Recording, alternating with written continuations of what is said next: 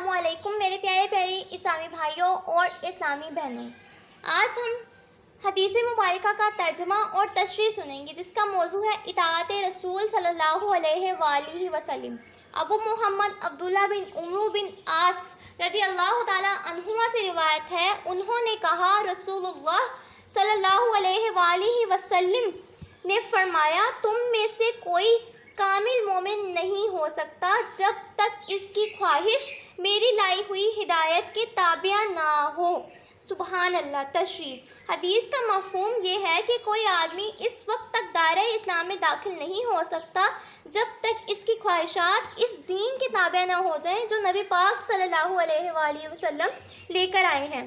اس کا دوسرا مفہوم یہ بھی ہو سکتا ہے کہ کوئی شخص مومن کامل تبھی ہوتا ہے جب اس کی خواہشات، جذبات، احساسات ان شرعی احکام کے تابع ہو جائیں جو خدا کی طرف سے نبی پاک صلی اللہ علیہ وآلہ وسلم لائے ہیں۔ اگر دل سے وہ احکام اسے پسند ہوں تو بھی انہیں دین سمجھ کر اس کی اطاعت کرے، اور اگر پسند نہ بھی ہوں تو پھر بھی اپنے جذبات کو قابو میں رکھتے ہوئے سر تسلیم خم کر دے، تب وہ کامل مومن ہوگا۔